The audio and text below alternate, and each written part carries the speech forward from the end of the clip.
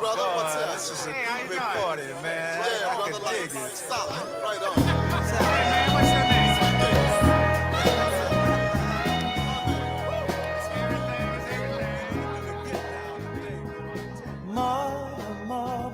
Good morning and welcome to the Earl Ingram Show. As always, you can join us at 844-967-2789. 844-967-2789. You can text us at that same number. Good morning to you, Calvin, my friend. How you doing, man? I'm doing pretty good, Earl. You know, it was a good night to stay in last night. Yeah, it was, man. It was.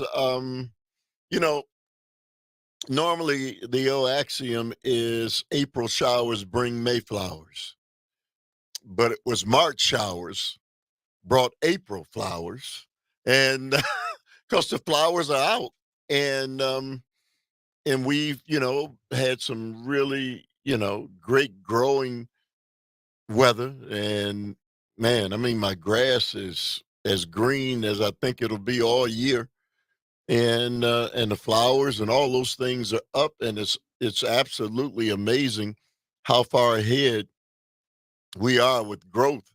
The trees are budding, and man, we're almost into what appears to be, you know, late spring, and we're into early spring. And so, man, really excited. The rain is fine. We need it. We can always use it. There's never too much. Well, unless you live in places where, they've come down in buckets. But Calvin, when you went to college, you stayed on campus, right? I stayed on campus my freshman year, and then my sophomore year I lived at home, Oh, okay. and then the last 2 years I lived off campus with some friends. So, look, man, what are your thoughts on, and again, you're just starting out your adult life, rent, tenants, and landlords? Many college students who live off campus, and, especially in Milwaukee is a university town, Marquette, UWM, and there are many young students who rent, rooms and apartments. And really, to be honest with you, they're at the mercy of the people who own the buildings. You ever hear any stories about that? Yeah, I definitely have. I know I went to Whitewater, so it was relatively affordable, but there's really only 2 ownership groups that own properties in Whitewater, and like it was I'm sure it was much more affordable than Madison or Milwaukee, but definitely the prices seemed But see, unfair. you just hit the nail on the head before we even got started.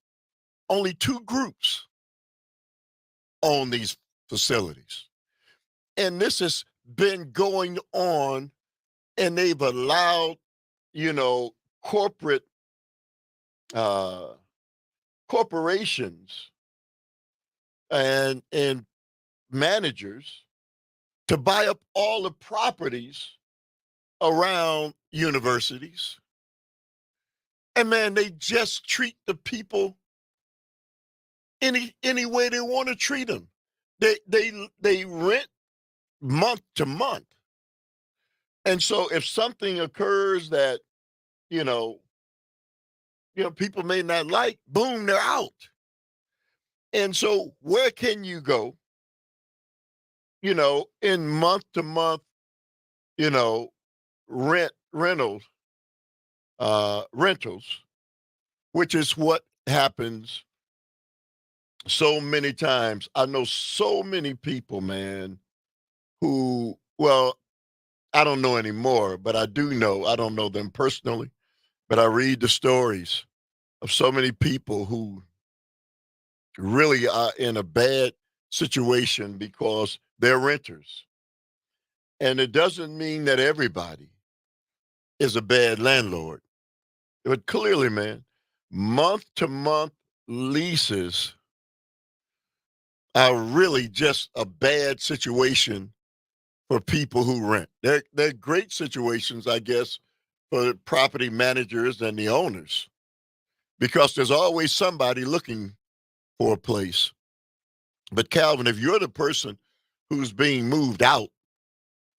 It's not an easy thing to do, and most people who struggle with these kinds of things are people who clearly uh, can't afford much else. You know, when you live in a place that's maybe $600-700 for a room and for an apartment, and there are some, but you can imagine what an apartment for $600 or $700 must look like today. But people only get an opportunity, and they can't get any security. And what I mean by security is to know that you're going to be able to be in one place for an extended period of time. You're fortunate that you've got your parents, right? For sure. Man, there are people who don't have that. And here's a story, man, that's kind of heartbreaking.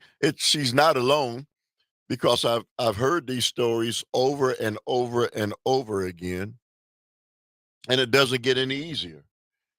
Here's a woman, 57 years old, and you know, in today's Milwaukee Journal Sentinel, how is this legal? Tenant on month-to-month lease left short on options when landlord decides to renovate. So what happened was landlords came through and bought up, not landlords, but investment firms came through and bought up almost all of these properties. And, you can't really blame the owner who owns one of those properties. And they've been, owning the properties for some time. Phone lines are open at 844-967-2789. And somebody comes in and offers a truckload of money for you and your property.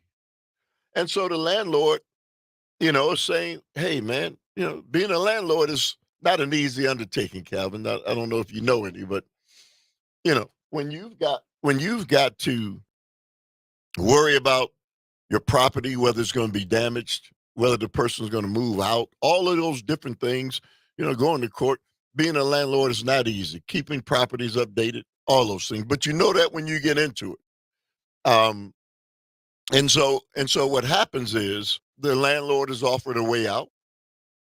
And I don't mind that.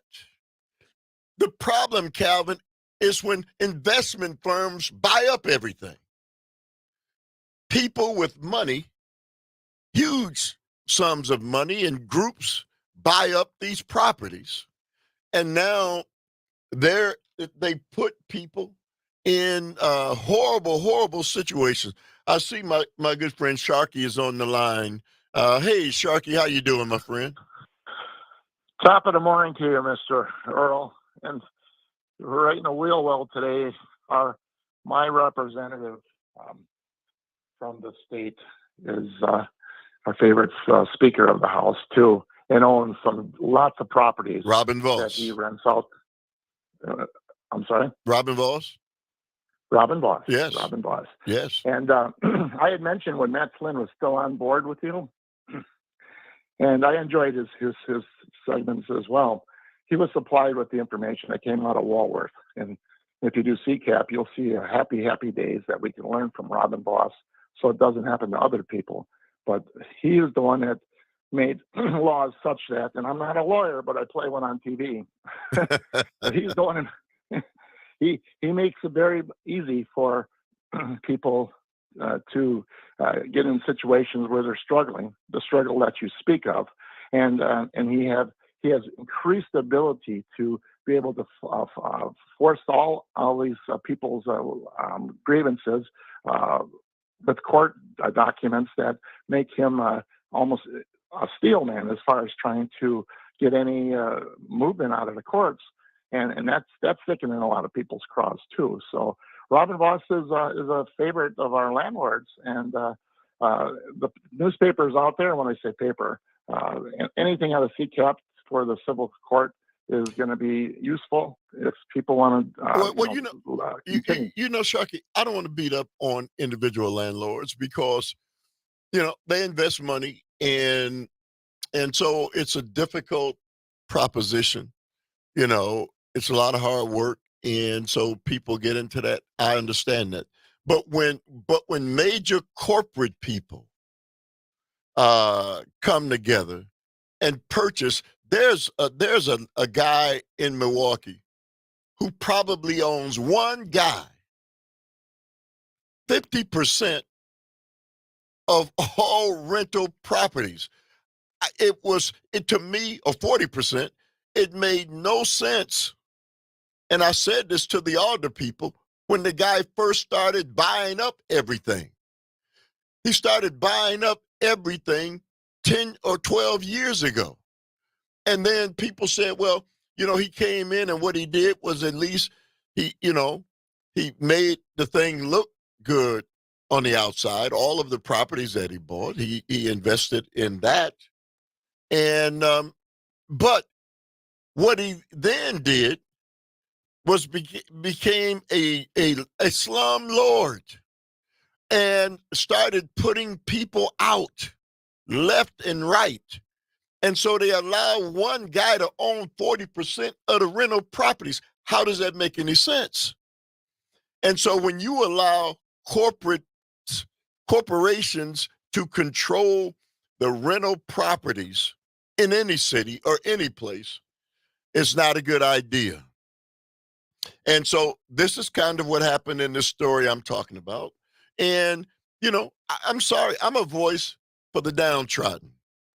Anybody who's listened to me knows I'm a voice for people who don't have a voice. And so for the most part, people who are renters, especially to major corporations who own many of these properties, these smaller, one bedroom places, they don't have a voice and they're being totally taken advantage of and nobody listens. And the worst part about it, Sharky, we act like they're not Americans. We act like they're not taxpayers. They're doing the right thing. For heaven's sakes, the least we can do is make sure that they have a safe place to live and, a place that they can feel comfortable in and to know that they're not going to be put out, in 30 days. Hey, Sharky, thank you very much for the call as always, my friend. 844-967-2789. I'm going to hang here for a moment. You're tuned into the Earl Ingram Show. Come on, talk to me.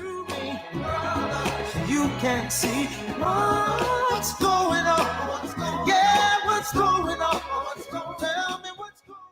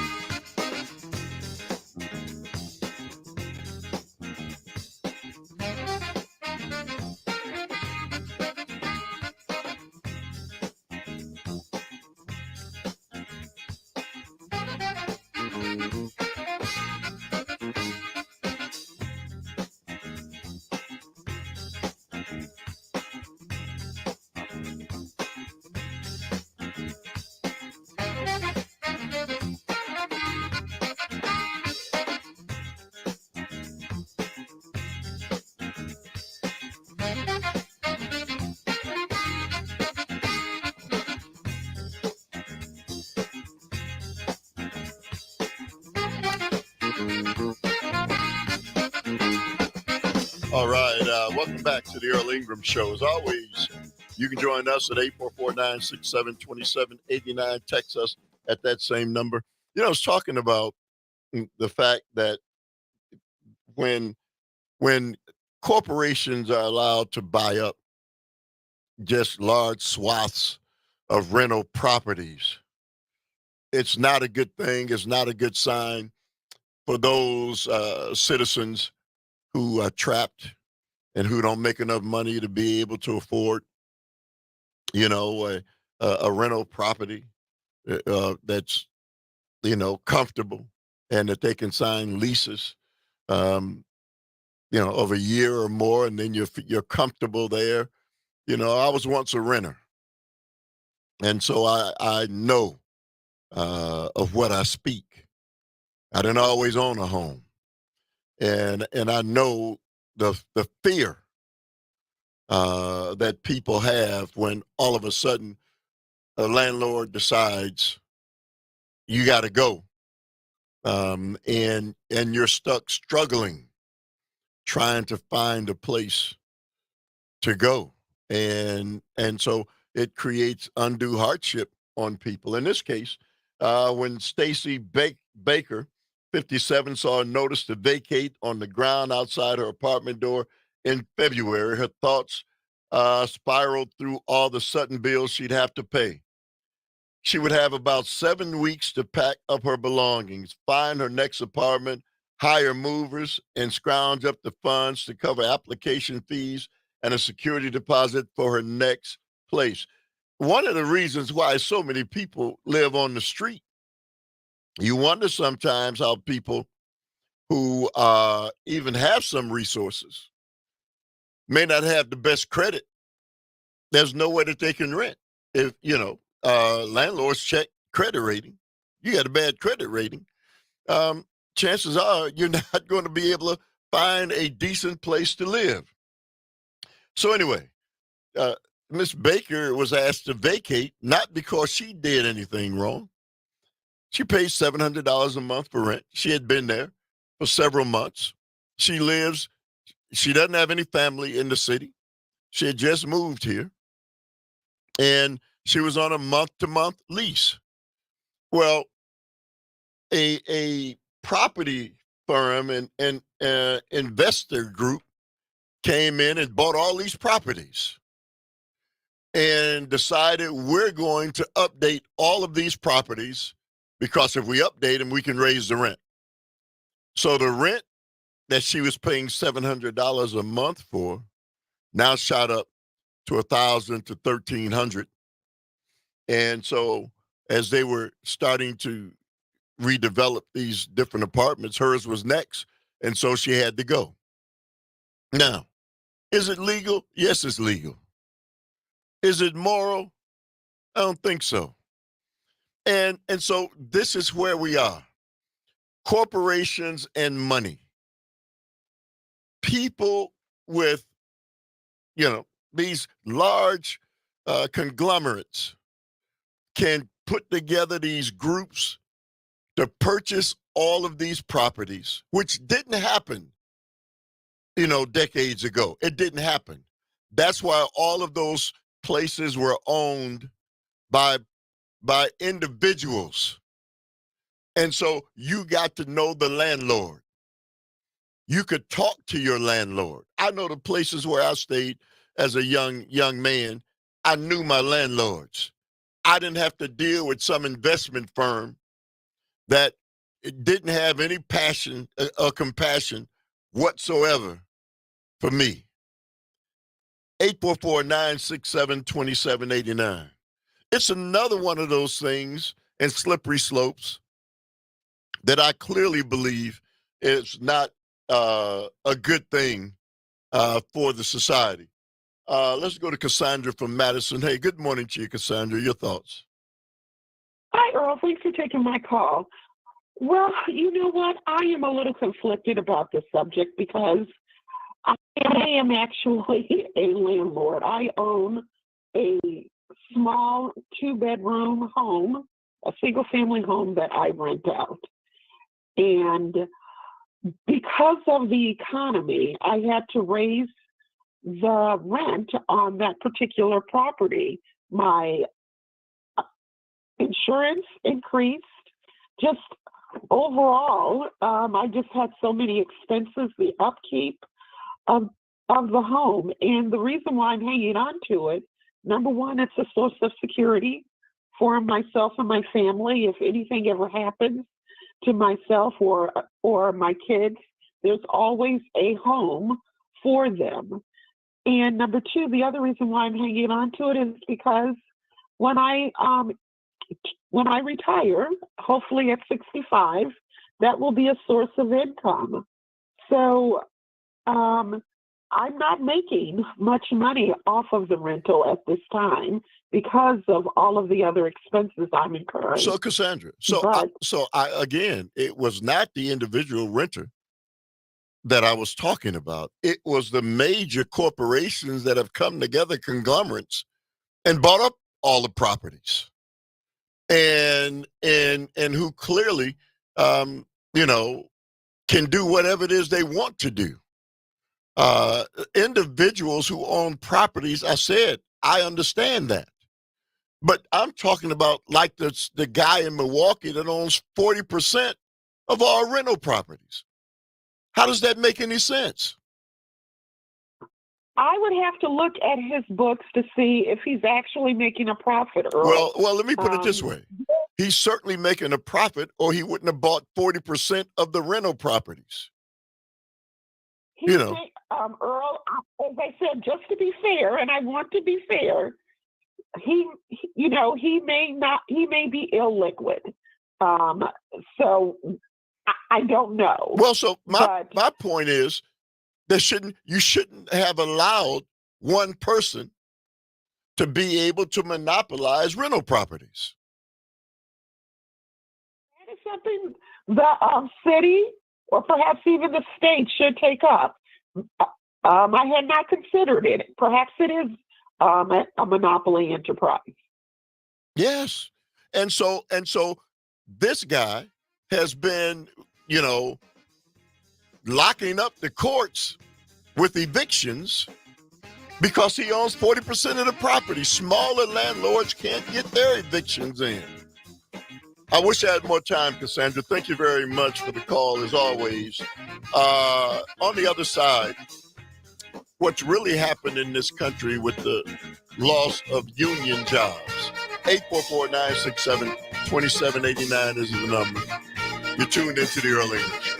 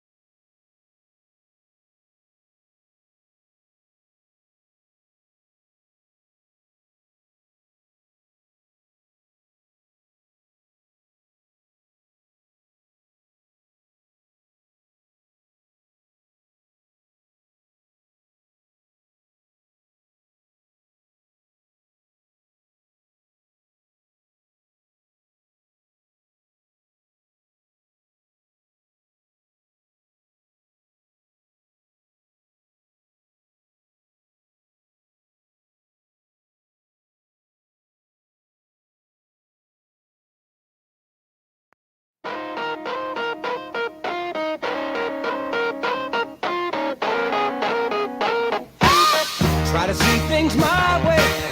Do I have to keep on talking till I can't go on? While you see it your way, run the risk of knowing that our love may soon be gone. We can work it out. We can work it out. Think of what you're saying. You can get it wrong and still think that it's alright. Think of what I'm saying. We can work it out and get it straight or say goodnight. We can work it out. We can work it out. Life is very short, to the Earl Ingram and Show. there's no time. As always, you can join us at 844-967-2789. That's 844-967-2789. Text us at that same number. You know, this subject is near and dear to my heart. And I'm a union guy. I'm a blue-collar worker. I'm proud to say that. 34 years of my life I spent as a blue-collar worker and as a union man. And I have nothing but great things to say about unionism and the importance of unions. And so we're going to take a couple minutes, because as people talk about what's happened in this country, there's no question that the pay rate, the pay structure, the benefits packages that Sandy talks about all the time, all of those things went away when they worked to destroy unions. At the height of the union power in this nation, 1954, the year of my birth, 35% of Americans were unionized. 35% of all Americans in 1954 were unionized. In 2023, that percentage is 10%, or it was 10%. And so in 1954, there was an estimated 21 million union members. Now, there weren't quite as many people. Calvin, look up the amount of Americans in 1954, but if you will, please. But 21 million of those Americans were in unions. Today, 10%, and even worse. In the private sector, only 6% of people in the private sector are in unions. Now, Calvin, did you get that number? Yeah, in the 1950 census, there was 150 million. The 1960 census, 180 million. Okay, so 150 million Americans, 35% were unionized. And yet, the American dream was there because unions were present. And so that's an amazing statistic. Contrast that with 325 million Americans or more, whatever it is now, and only 6% of those are private sector unions. Now, public sector unions, 32% of people in the public sector are unionized. When we talk about public and private, what's the difference? Well, public sector, educators, teachers are educators, people who work for government are unionized, people who, police and fire. Those people know the importance of unions, and they're protected. They have pensions. They have benefits. They receive constant pay raises. Not the private sector. So they've done a masterful job of destroying private unions and gotten Americans to believe that they don't need unions. I remember when they began this attack and assault on unions. And that was one of the main reasons why they could take the jobs out of this country. Our phone lines are open at 844-967-2789. Maybe most of you on the other side of the airways might not know this, but I'm sure you probably do, because your parents probably were unionized workers.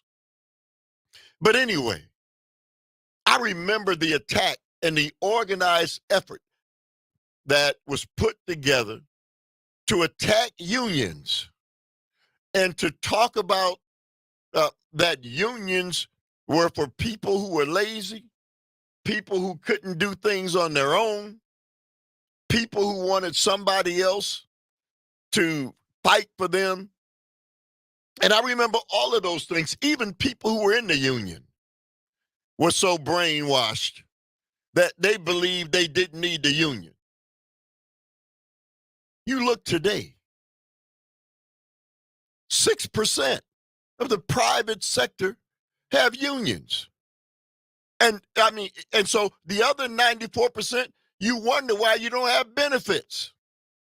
You wonder why you can't get raises, because you've been at the mercy of corporations. Oh, well, the corporation is going to do right by me. Oh, who says? They certainly haven't done it. It's the main reason why so many people suffer in this country, in rural America or in urban America. It's the lack and the loss of unions that has caused this pain. And I don't understand. Again, 844-967-2789. If you're a person who's in a union or been in a union, or who has, a family member who are in unions, compare what they make, their benefits, with what you make. And instead of, being, obstinate towards people in unions and buying what the people have said that has misled the American people who've been brainwashed to believing that unions are no good, maybe you should, start listening to people who spent time in unions and let them tell you why they're where they are financially and economically. I am where I am because of the union, economically. There's no mistake whatsoever. Because I do have a pension, and because I did make enough money that my Social Security check is enough with my pension to make sure if I never worked another second for the rest of my life. And I don't mean that from a braggadocious perspective. I mean it from the perspective that Americans need to know that we've been had. Now, the same very people who tell you about people don't need unions and they're no good, they won't ever say that when it comes to police and fire. They'll condemn all other unions except for police and fire. And I've always said, how does that make any sense? The police and fire union does the exact same thing for their membership that every other union does for theirs. Let's go to Bill from Oconomowoc. Good morning to you, Bill. How you doing, man?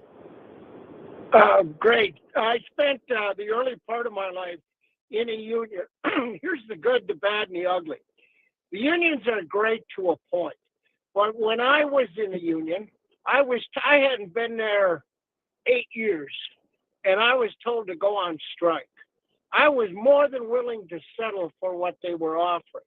And some little guy, nicknamed Tex, comes out in his Cadillac with these fancy boots, and he said, we're going on strike. And I said, you might be going on strike. But I said, I'm not going to have somebody tell me I can't feed my family because you want more. You've got more. I'm looking at you, Mr. Union Man, in your Cadillac and your fancy cowboy boots, and look at me. I don't have a Cadillac and I don't have fancy cowboy boots. Here's my pointer. We need unions, but unions also need to be for the worker, not for the union. Too many unions were all about the union and not the worker. But we needed to keep the unions. The unions are important because labor votes Democrat, business votes Republican, and that goes way back. So, Bill, to let when me I was let very me young. this is why I have to push back on you and what you just said. Uh, you know, unions all for one and one for all. All of us, we went on strike, and I never will forget it. And I was a young man, and I didn't have children. I didn't have a wife, and so we went on strike because the company uh, was not sharing in the money that they were making, the profits that they were making. I was in the auto industry. And we were providing parts for General Motors, Ford, Chrysler, and the auto industry was exploding. And the company was refusing to share in those profits with us. And so all of us went on strike, not one of us. And so that's the importance of the union, all of us standing together. So police and fire, they understand the value of we and not me. And unions are about us and not me. And so, we can talk about the unions being greedy, but who's any more greedy than the corporation? And so because corporations have taken their games to different parts of the country, I never will forget the company that I worked for. Initially, they moved down to Tennessee, where only 2% of the workforce was unionized. So, yeah, they took the jobs down there, did not give the people the benefits or the pensions or those things, stayed down there for 3 years, and then realized, hey, we can even beat and get cheaper labor if we move down to Mexico. So then they decided to leave Tennessee and move down to Mexico. Guess what? After 3 years in Mexico, they realized, hey, we can make even more money if we move to China. So, Bill, that's part of what has transpired in this country. We can talk about the individuals who are in unions, but I think we missed the forest for the trees if we don't understand why unions are there in the first place. Go ahead, Bill, you got it. I appreciate your point of view, but I have found the most successful companies in the U.S. are companies that don't need unions for one reason. They have profit sharing. They have a company-owned type company. They're all in it together. I'm not against unions completely, but I was against the way unions treated me and many of my coworkers because they went to Vegas for what they called their convention.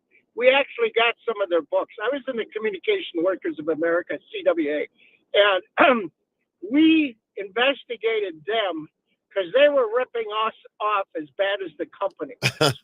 They were taking advantage of our money, and then I had to pay no matter what. Hey, Bill, let me ask you this quickly. Before we have to take a short hiatus. Are we better off in this country without unions than we are with them? No, you're right, Earl. You're 100% right. I'm not even meeting you in the middle. I'm going to your side. You are right. We need unions, but the unions got to be smart. Hey, Bill, 844. I'm sorry, 844-967-2789. Hang on the phones. We'll return.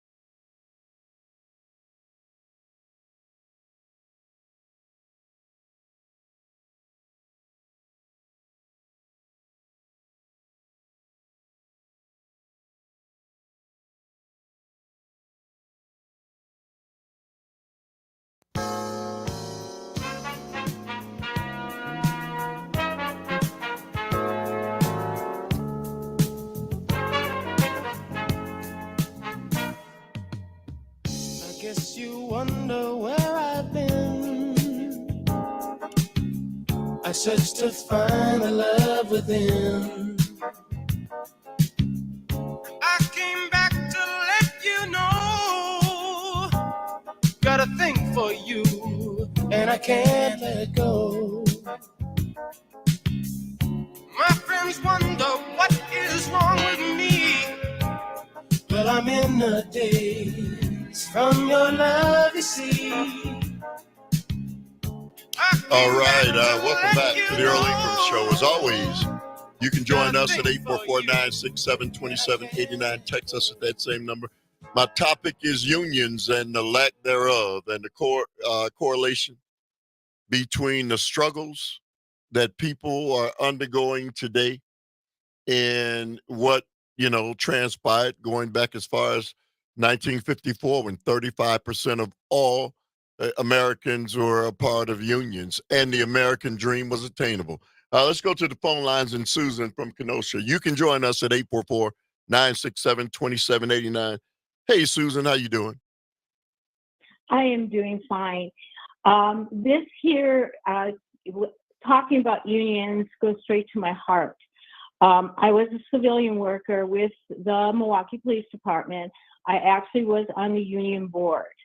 And on 2010, Walker and the Republican Party decided to do away with unions, government unions that included the teachers and all public workers that were civilians. I'm not talking about fire department. I'm not talking about the police department. And we did lose our union. We had a small union, and we did not receive an increase. It really actually started back in 2006. We did not receive an increase in pay from 2006 until the demise of the unions, and they did not give an increase in pay to civilian workers until 2015. And that was just a 1% at first, and then a 2.5%. And if you want to know more about this, I would be happy. You have my number. I would be happy to fill you in. But unions for people provide you with all the benefits, health insurance, your pension plans, your yearly increases, Protections. all this. Yes, all this for working, and also they cannot indiscriminately fire you for no apparent reason. And these are the things that the unions did.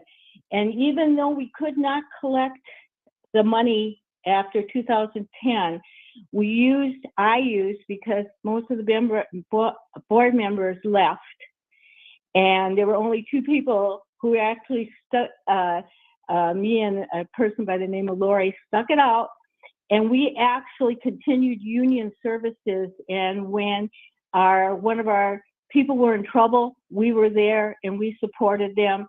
And actually, we took the money to pay for the lawyers that we had in our bank account. We finally depleted everything about 2016 because we could not get any dues.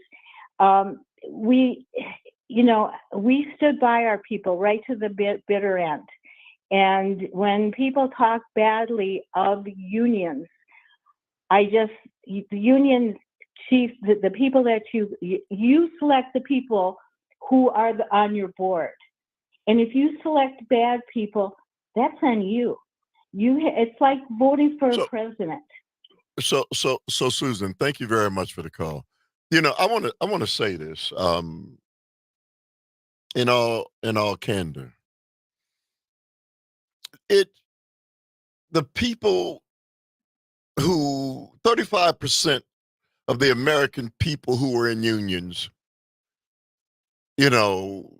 it was a time when, most people were offered a living wage, whether they were in unions or not. Unions were able to raise the level of the pay for jobs that did not have unions. And so the competitiveness of what the wage rates were tied into unions. Now, ask the tradespeople, the carpenters, the plumbers, the electricians, the tool and die makers, the steam fitters, the HVAC people who make very, very comfortable livings, the importance of their unions. And they will tell you that they have those things they have, not because of them as individuals, but because of the power of their unions. The police and fire make the amount of money and the benefits that they have, not because their cities are so benevolent. It is because of their unions. The teachers make what they make and have the pensions that they have, not because the schools are so benevolent. It is because of their unions. The automobile workers, the auto workers, make the money that they make unskilled because of their unions. We need more unions. If we're going to dig ourselves out of where we are as a society, the haves and the have-nots, there's only one way. We can talk about all the other things that we want to talk about, but there has to be an increase of unionized labor in this country. I told you, I'm a union guy. I'll be at Labor Fest this year, even though I've been disconnected to a union for over 20 years. But I'm still standing with labor because I know the importance of that. 844-967-2789 is our number. You know, what's today? Thursday. It's Thursday. So I'm going to be joined by Omar in the pharmacy with Dr. Omar. All of your questions of your medications and all of those things we'll be able to answer, in which I think is one of the best segments around, in the pharmacy with Dr. Omar.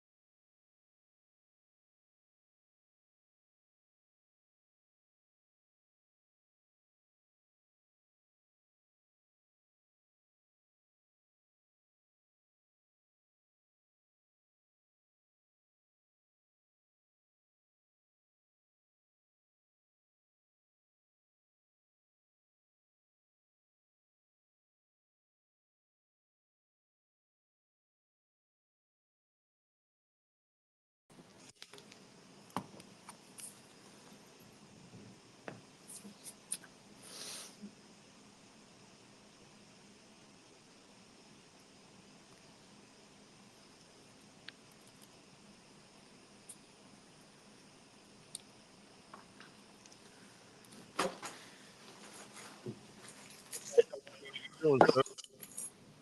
Morning. Good morning. Good morning. I've got some stuff lined up. You got anything in particular?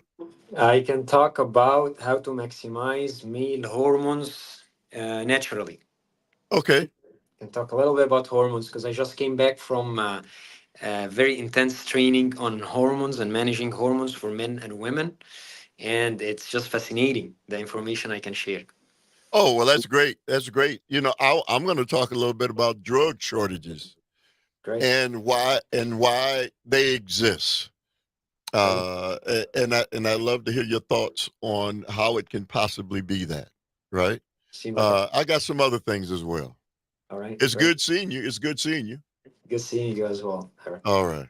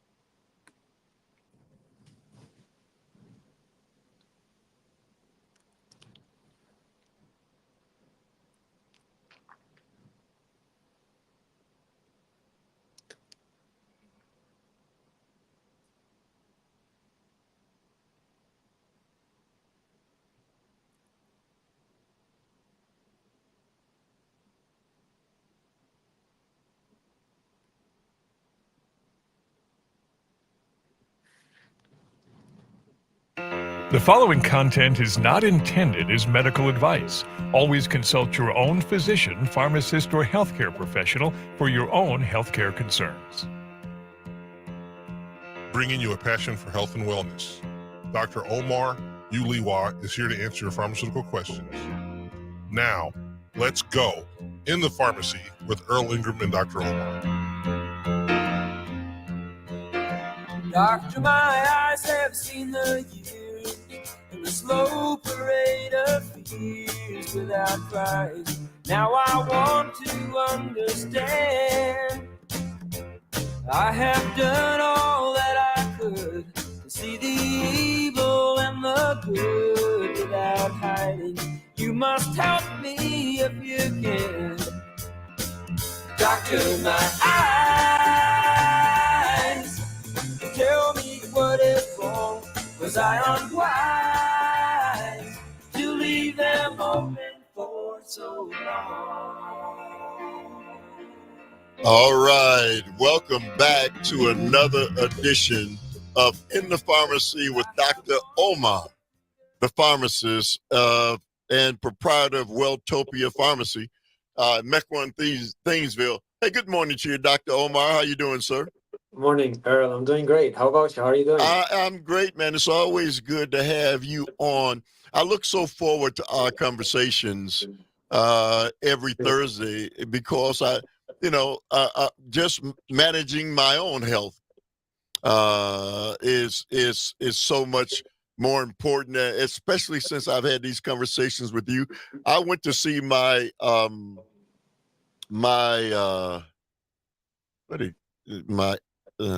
Primary? No. It's amazing that I forgot epidermis. No, what is it? The dermatologist? No, not dermatologist. It's the person who monitors the fact that I don't have a thyroid. What is it called? The endocrinologist. Endocrinologist. The endocrinologist. So I went to see my endocrinologist on Monday. Yeah. And so I haven't seen my endocrinologist since last year. All Been right. a year. So I come in, get to see and sit down with the nurse, and they take my pressure and those kind of things and say a few words. The endocrinologist walks in. Hey, how you doing, sir? Okay, hey, it's good to see you. I'm talking. It's good to see you. She looks. She says, "Oh, all these things look pretty good here. You know, your I can't think of this. Your TSH is fine. Yeah, That's what they yeah, check. The right. T4, the free T4 is fine. That's something that Yeah, they check for. Right. yeah. She said, so all these things are fine. She said, you're really doing well. Um, I think we'll see you again Next year. so she took the stethoscope and listened to my heart, and we had maybe about another minute of conversation, and I'll see you next year. Yeah. So I know it's not her fault, right? She's It's got yeah, she's a lot of people after you and before you, right? so that's why it's so important that we have the conversation with you, Yes. because it's a missing link, I think, to healthcare. Is it safe to say that, sir? It is safe to say that. I just want to make sure that we put some. I try to pinpoint certain information that are going to be very important for people to realize and understand. Uh, Checking the thyroid, the doctor look at the TSH level, which is a marker, biomarker for the health of the thyroid gland. Doctor check the TSH, the free T4, sometimes the T3. Sometimes it's only the TSH, and they tell you, okay, it is fine. But there are other biomarkers also. If you request it from the doctor and they check it, it might be showing or indicating if you have problems in the thyroid that are not identified, which is the reverse T3 and the if you have also antibodies to the thyroid. And the reason I am mentioning that is because the T4 is the inactive form of the thyroid gland, need to be transformed to the T3 to work. If you have problem in the conversion, then the thyroid medication might need to be adjusted. So if the reverse T3 is a biomarker that you can always request from your doctor to make, but if the numbers are high, this means there is problem in the conversion, Earl. So the question is going to be always, do I need to change my thyroid medication? And by monitoring, doing more tests on your thyroid, this information gives more data to the endocrinologist to adjust the dose and or change the medication as needed, because some patients don't need to take T4 or levothyroxine or synthroid. They might also benefit from adding T3 because they have problem in the conversion of the thyroid gland from T4 to T3. So this is the reason I brought it up, Dr. Omar. So I spent a total of maybe 3 minutes, 4 minutes having dialogue and conversation with my endocrinologist. Yeah. And she clearly looked at blood tests that had been taken. Yes. And that's how she can determine any of these things. Yes. And we didn't have time to sit down and discuss what it is you're talking about, right? Yeah. And And then she maybe said, I'll see you next year. and if you So, try to make an appointment, it's gonna be 6 months. yeah. Right? Yes. So, but let me ask you, hormones. Yes. What are hormones, and why are they so important to the human being? Hormones are chemical messengers in the body that kind of take a message and then they would tell the body to do a certain function. And they are very important for how they work and the balance between them. Hormones can be sex hormones like testosterone, estrogen, DHEA, cortisol is a hormone, insulin is a hormone. So the balance of those hormones is very important. And when they go out of balance, this is something that need to be rectified. Endocrinologists look at the insulin hormone, they look at the thyroid hormones. The challenge that happens there is like the conventional medicine or the healthcare system is looking for a disease that happened to those hormones. And before the disease, if they go out of whack, out of balance, this is what the functional medicine looks at: how to improve the function so the imbalance doesn't turn to a disease. So I just try to use simple terms to explain what they are, but they're just chemical Right. messengers that do a function. Very important to be in balance. I want this basic information to be in the mindset of every listener with us. So you talked about the different functions, some of the different functions of the hormones that are created in our body, but there are other hormones as well that Yes. that address all these other different systems in the body. Is it? I'm just trying to get to. Yeah. So just to give an implication of how important certain hormones are for a human being, for males, men, Right. testosterone hormone. We hear about testosterone and we think about muscles. All right. So testosterone is the sex hormone. It helps to manufacturing of the bones. It helps of making of proteins and muscle formation. So if you're low on testosterone, you have problems in your muscle formation and proteins. Helps to control blood sugar, normal sperm development. Helps to regulate the stress and the changes that can happen to the men under stress. And the problem that happened with testosterone is that there is significant less amount of testosterone produced over the years from the human, from for men specifically.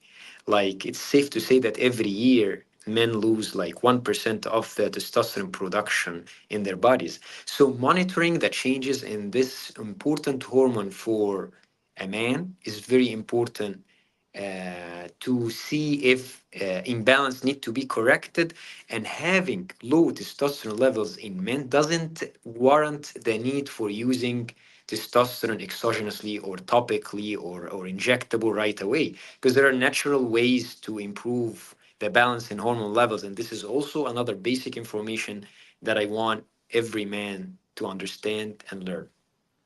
But once a hormone level gets to a point where it's so low, so they've got these different marketed, capsules and things that people can take to upgrade their hormones. How successful are those things, Dr. Omar? That's a very good question. But let's just say that I'm not a doctor, but I am a healthcare professional. I am a pharmacist, and I specialize in consultations with hormone levels, and I work with a lot of doctors to help with monitoring and adjusting hormone levels.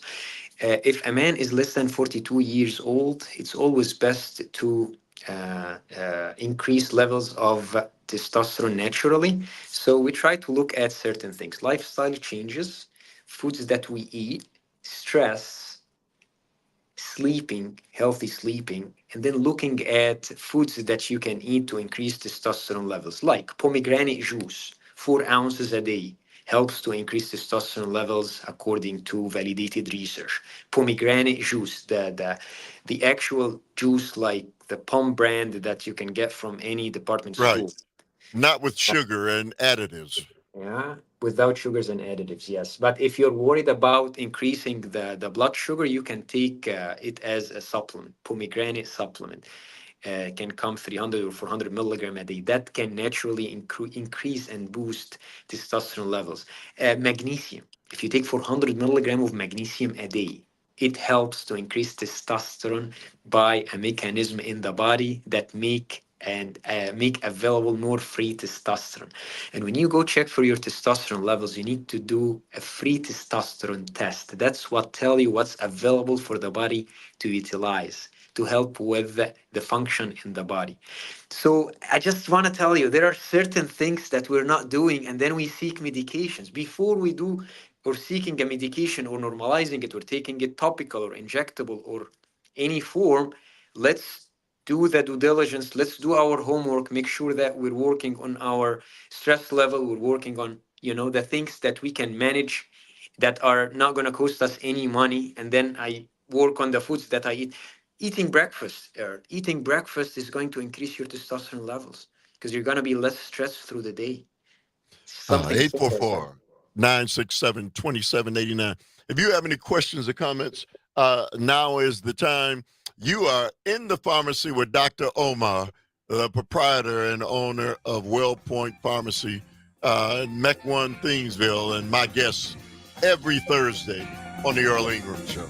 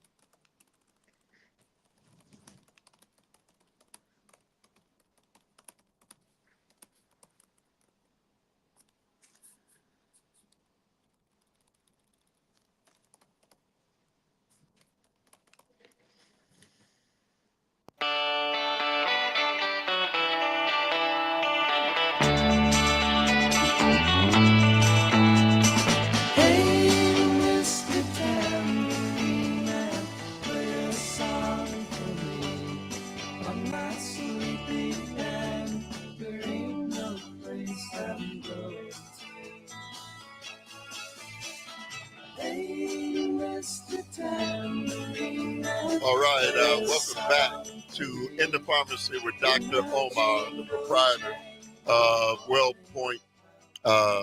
Utopia Pharmacy. Welltopia Pharmacy.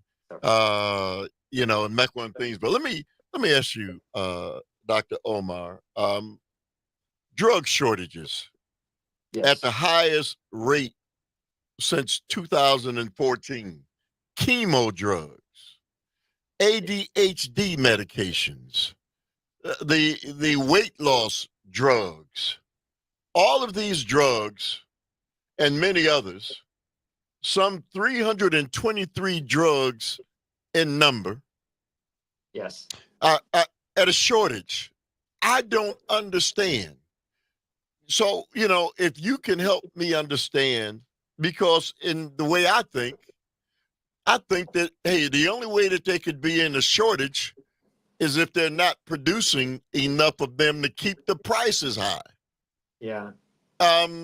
So when we talk about a drug like a chemo drug, Dr. Omar, the importance of that drug, how is it possible that there's this constant shortage as important a drug as that is? What are your thoughts on how that can be? It started with there have always been drug shortages, and there is what is called shortage list by the FDA that they would provide, and this shortage list was used by compounding pharmacies because anything on the shortage list can be compounded. During the COVID times, the shortage list increased because of the raw material availability, because of the closure of certain plants.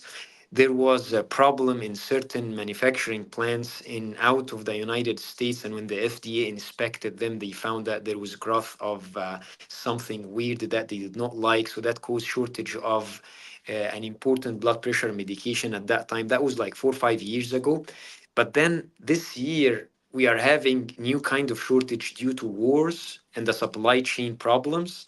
So suddenly we're seeing problems in certain medications that we never had shortage of, just because the supply chain is outside of the United States. We are importing a lot of the raw materials and drugs to the United States. So anything that happens in China or India or Israel or certain countries that control certain generic manufacturers, that would cause a problem inside the United States. And I know that there are efforts to bring back a lot of this drug manufacturing inside the United States, but that's also, it doesn't happen overnight. That will increase the prices and have a lot of challenges that happen with it.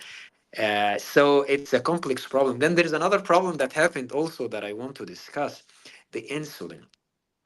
The price of insulin have been reduced dramatically this year, and that made, unfortunately, the shift for production of insulin go towards other brand name medications. So we are finding shortages in medications like Lantus, like Humalog, certain medications that are key for people to use, and we're finding the drug manufacturers saying we have shortages. So it's a complex problem, and it makes patients so worried, calling different pharmacies to find if they have the supply of their medications, and it's an ongoing issue.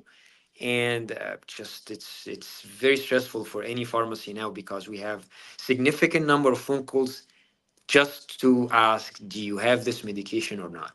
So, Dr. Omar, what you just said points out one of the major problems in our country, the fact that Eli Lilly, F. Doman, and other drug manufacturers that used to be inside of this country did the same thing that automobile manufacturers did, took their companies overseas for cheaper, to cheaper, yeah, cheaper production and bigger profits. And so at the same time, these things have occurred, and now we are in this position. You talked about the insulin. It's not a coincidence that President Biden and Congress capped insulin at $35.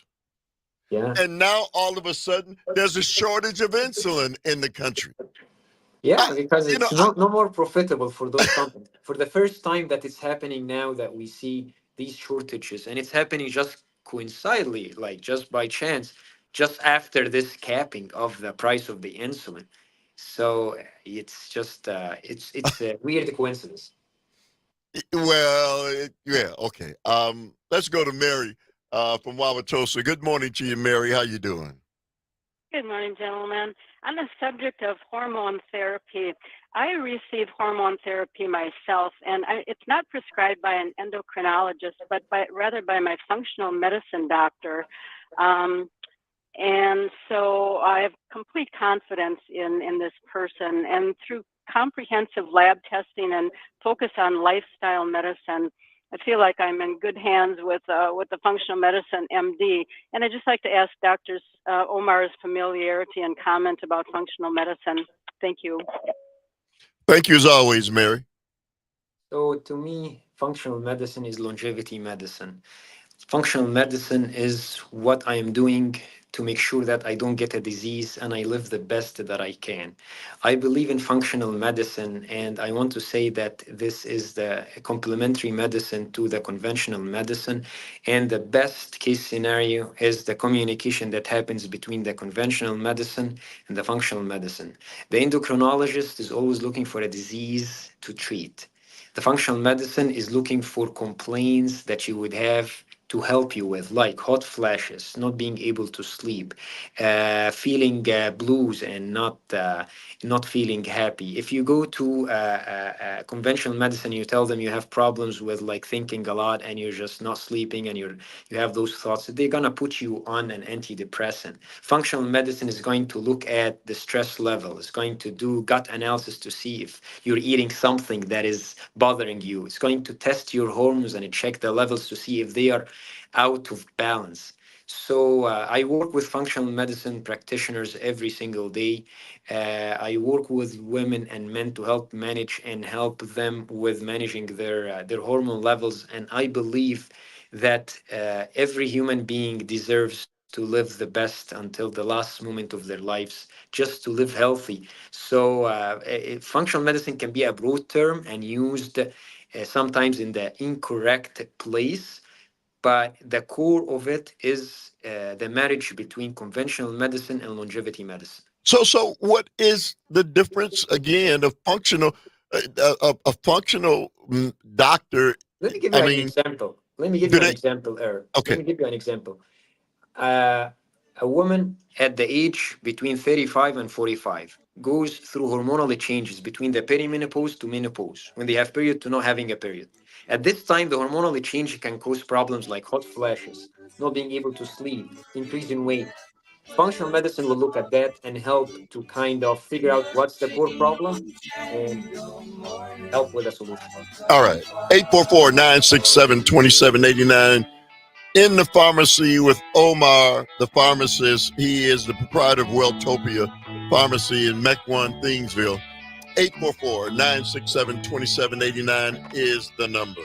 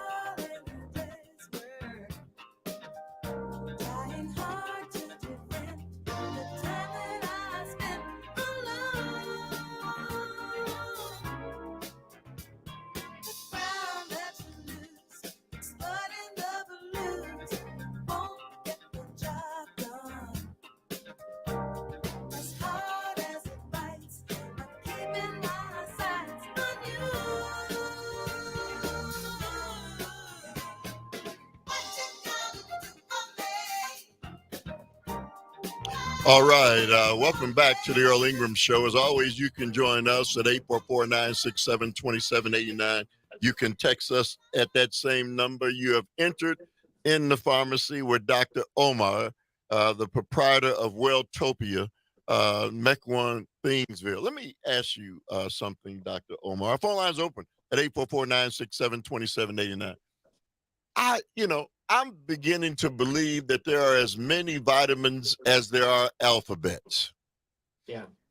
So I was reading this story about the fact that sometimes we're not getting enough vitamin K. Yes. K2. So tell us now, if you take a multivitamin like a Centrum or whatever the name of the different vitamin is, and we believe that those vitamins we're taking, multivitamins, will cover all of these deficiencies of the vitamins that our body needs. Give us some information on where we are with that. Any person that comes to my pharmacy and doesn't take vitamins and they are leaving, I try to have them leave with three main vitamins: a multivitamin, omega-3 fish oil, and the probiotics. Gut health is very important. If you take a multivitamin, I want to make sure that you are able to extract those core nutrients from the multivitamin, and omega-3 fish oil, because we don't have enough omega-3 in the foods that we eat. Now, vitamin K plays an important role in the blood clotting and bone health. And we have to differentiate between K1, which is the one for the clotting, and the K2, which is less common in the Western diet and primarily found in fermented foods, some animal products, but we don't have enough. Increasing the amount of K2 that we take helps to build stronger bones because it helps to direct the vitamin D towards the bones where it belongs, and also helps to protect the heart. And the nice thing is some of the agents, some of the vitamins that help to increase vitamin K2 also helps to increase testosterone levels according to validated research.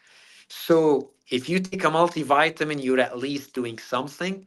But if you take a cheap multivitamins that doesn't have enough of what you need, that it can be different from another multivitamin that has 10 times better value because it's coming from a better company that makes it, that validates the product.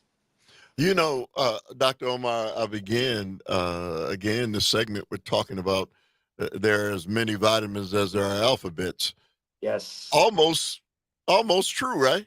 Yeah, almost true. The multivitamin is going to have the vitamin C, the vitamin, some amount of vitamin D, maybe from 500 units to 2000 units. It's going to have the vitamin B, some of the vitamin Bs. It's going to have some chromium to help with the blood sugar balance. It's going to have some lutein, zeaxanthin to help with eye health.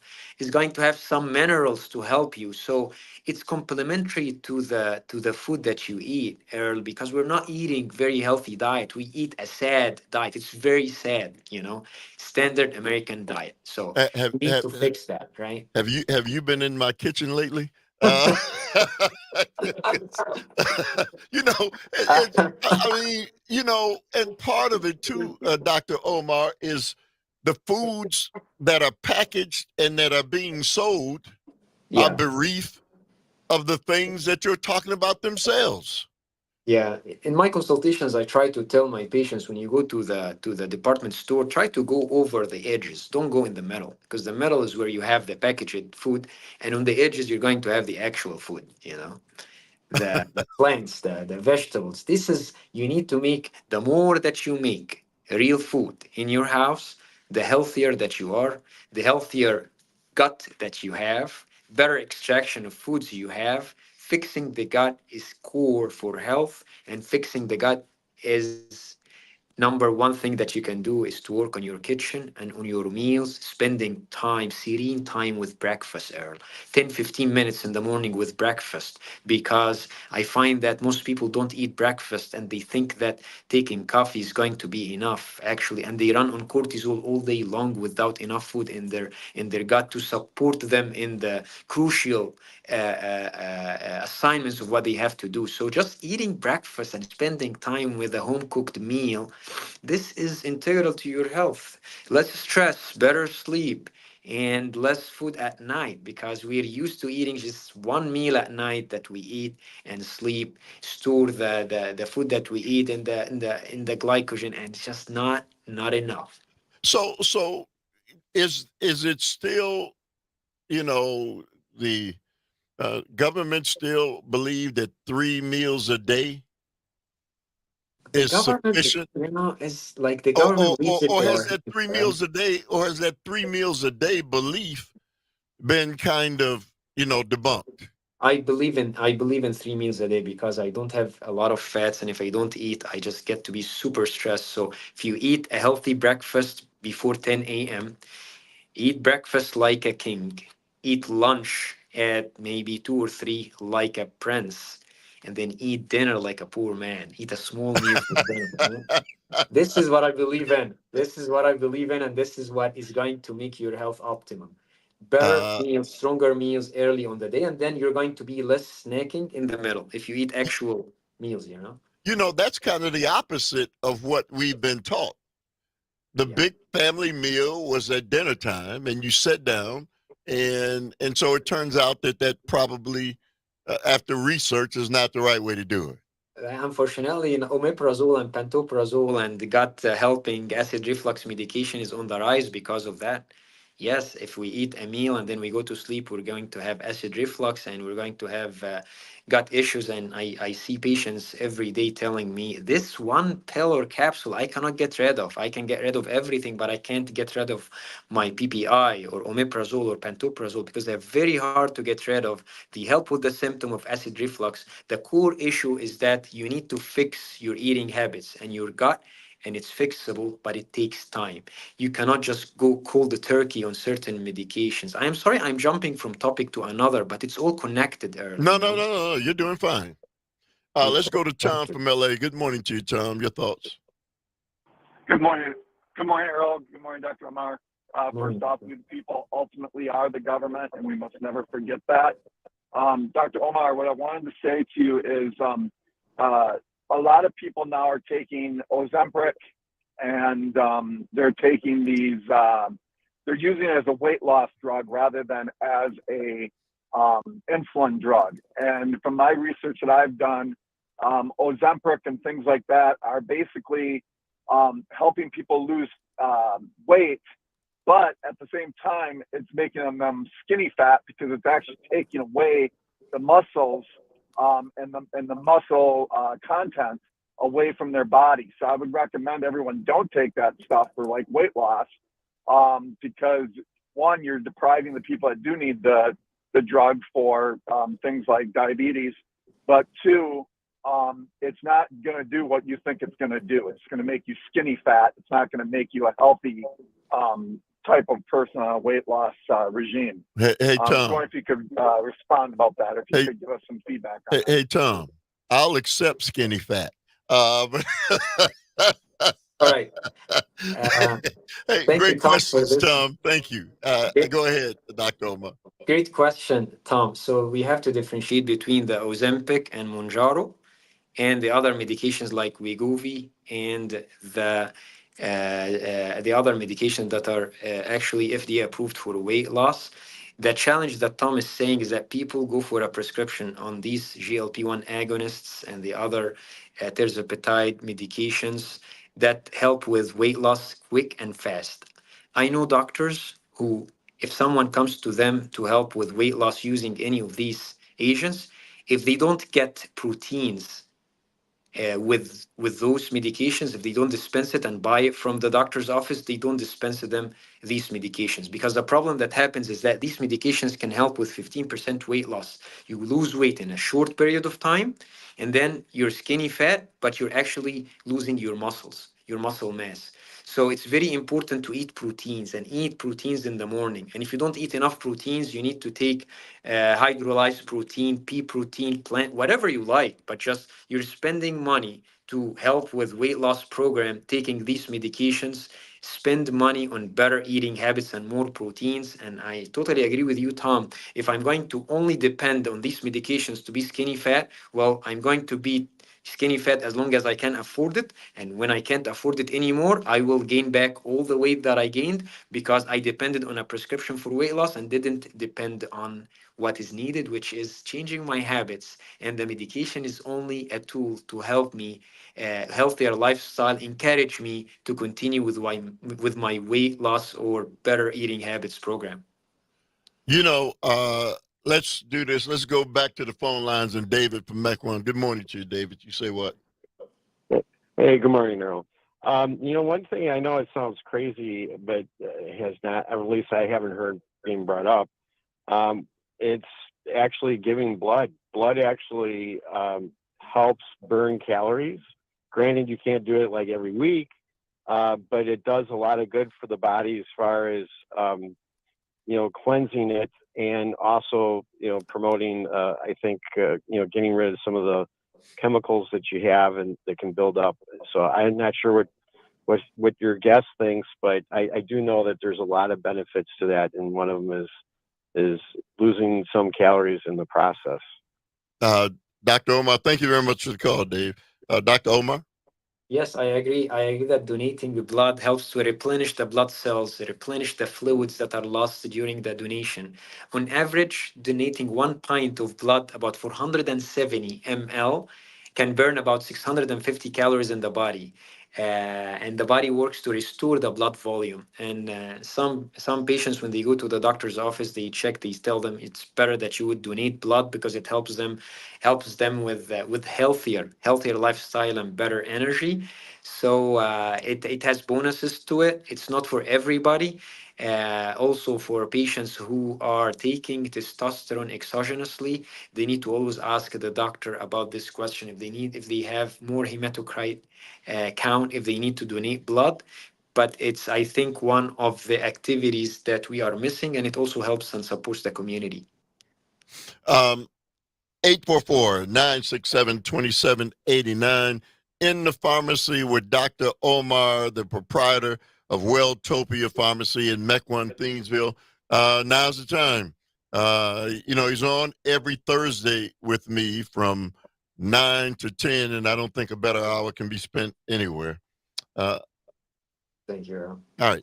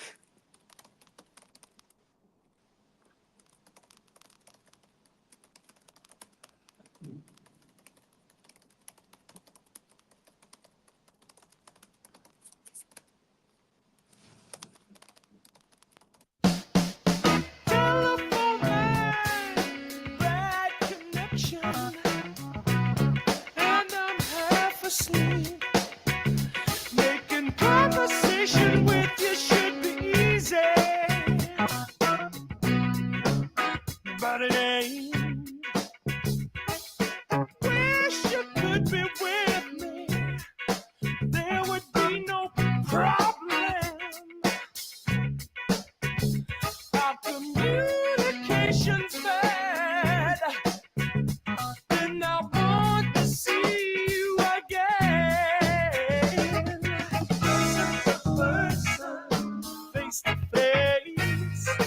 Person to person, one to one. Person to person, touching hands. All right, welcome back to In the Pharmacy with Dr. Omar, the proprietor of Welltopia Pharmacy in Mequon, Thingsville. Let me ask you, Dr. Omar, 844-967-2789 is the number. You know, every time I'm on with you, I'm always having the conversation with you about, you know, those of us who've been around a little while and talking about our maladies that you know have befallen us as the evil consequences of time take their toll on us. But what about, you know, prevention for children and what we should be doing with our children, you know, Dr. Omar, to prevent some of the things that we wind up, you know, having to deal with? Is it a good question? Yes, two things we can do to support our children in their future and in their present and their past. Feed them breakfast and take out the screen time. Make them cry and take the screen time. Let it be 1 hour a day. Let it be on the weekends 2 hours a day. It will change their lives. Feeding breakfast, because if they don't eat breakfast, they run all day on the fuel of their stress. They burn their muscles. They don't have enough mental power. And I realized that my kids, we wake them up, we send them to the school. When I feed them breakfast, I get less complaints from my school. Okay. My kids' school. That's primarily. The other thing is like screen time has been a plague. It's just changing our lives. So I want parents to spend time with their kids and have their kids go to activities, two simple things to do. And we go from there. So some people think that breakfast is a sugary cereal. We see it on television constantly. You know, I mean, you know, my children ate, you know, those cereal because we didn't know any better, and that's what we saw. Is feeding them a bowl of frosted cereal? Is that a good thing for breakfast? It's not the best option for breakfast, Earl. But to be honest with you, I just want to have a sitting on the table and start with the cereal today and start to introduce a new item to the table that they like every single day. Find a healthy snack that there's chips that are better than other chips. Find a healthy snack that they can take in their backpack. I tell my kids, take this snack. They tell me, I don't want it. I'm not gonna eat it. I tell them, okay, take it, bring it back home. Because I get an email from the teacher telling me it's better to have a snack in the backpack because one of your kids, let's say, gets angry or something. If they are well fed, better fed at this time, it's better. It's better for their anxiety or whatever that they go through. So I just want them to sit at the table, eat something, and introduce better choices day after day. And it's going to be where I start. I want to open the door. I want them to sit and feel like they are eating something before they leave the house. That makes a big difference in their health today and in So, the so, future. so what happens to the body if we get up in the morning and not eat breakfast? And sometimes there are people who talk about fasting, Dr. Omar. They don't eat until the evening based on the fact that whatever fast it is they're on, they don't eat until the evening. Your thoughts on that? According to the circadian rhythm of the body, when you wake up in the morning, insulin is produced between 5 and 7 a.m. If you don't eat breakfast before 10 a.m., you are going against the metabolism of your body.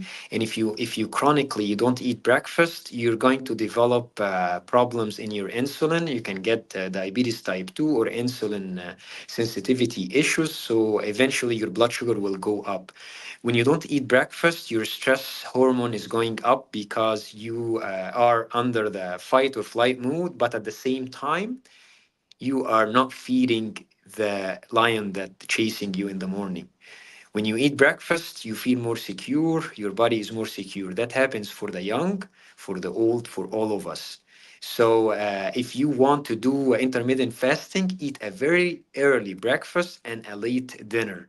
And remember to leave a couple of hours before you go to bed. So, it's fine to do intermittent fasting, eating breakfast, but according to what I learned from health experts, doctors, they all, most of them agreed that breakfast is the most important meal in the day. You know, you just give us so much information, Dr. Omar, and I want the listening audience really to embrace what we're doing here every Thursday. Mark it down on your calendar. Tell somebody you love, your family members and others, because this information that Dr. Omar is providing us, you're not going to get it. Most places, you're not going to get it from your doctor. And in most instances, you know, the pharmacists at the corporate pharmacies don't have the time. And these things do make a difference.